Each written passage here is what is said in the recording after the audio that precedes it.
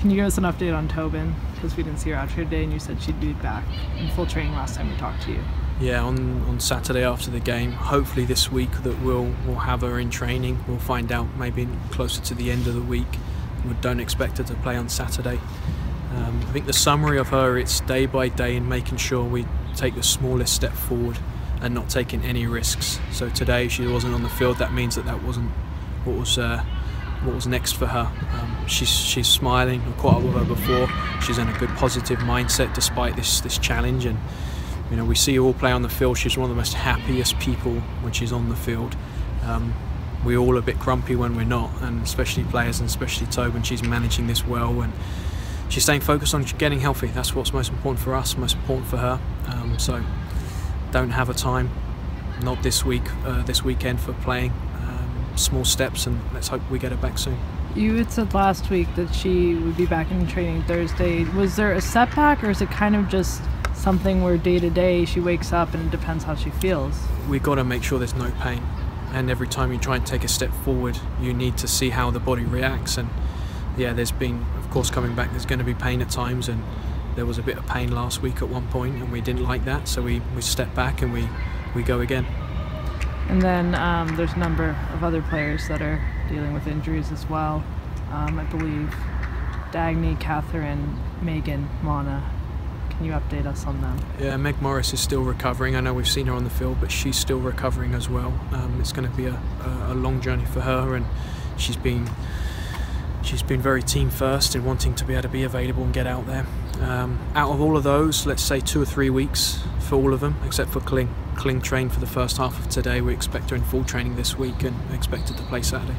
So Mana, Dagny, Catherine, Meg are all out for the weekend. Meg Morris will be available, but full fitness, ready to play major minutes, all of those 2 or 3 weeks. Boy, how do you feel about the roster limitations in the NWSL? Obviously, you guys start the season off with all these injuries, and suddenly you're down to a situation where you can't field an 18, and you don't have a ton of options in terms of depth. Each year it's something different. There's a different reason. The last couple of years it's been an international tournament that sometimes provides some challenges. We had some big challenges last year, and we knew what they were. We knew ahead of time, and we adapted, and we found a way to be successful still as a group and as a team.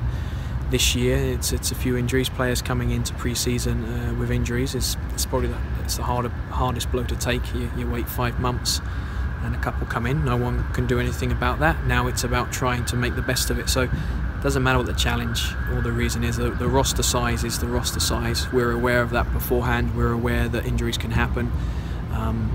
My job and what I get paid to do here is make sure we're always in a good place to compete. Chicago was a great example of that. It's a great team. We played there. They've been together for a long time. They were at full strength, and you know, we had 5 out and 1 really limited minutes, so we had 6 players out, and 4 or 5 of those have had major minutes for this club and played major roles for this club last year in a successful year. The challenges will always be there. We got to stay focused on trying to get those players back, and then as a team stay focused on being the best we can this week and then the next game. How have you felt in terms of where you want the team to be? How have you felt the performance has been, and where you want to go? Obviously the injuries are impactful.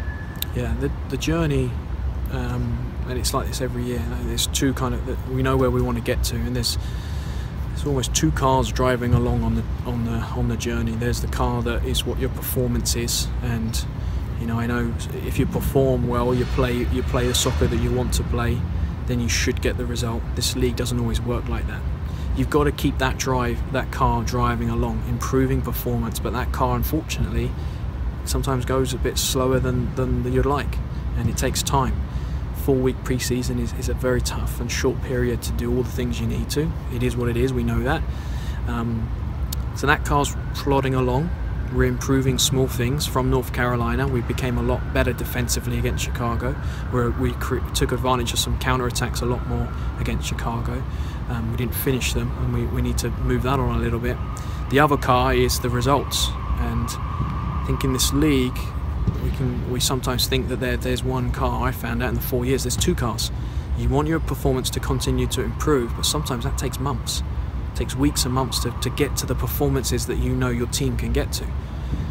But you've got to get results, and that's the other car. That car has to keep driving, has to keep moving forward.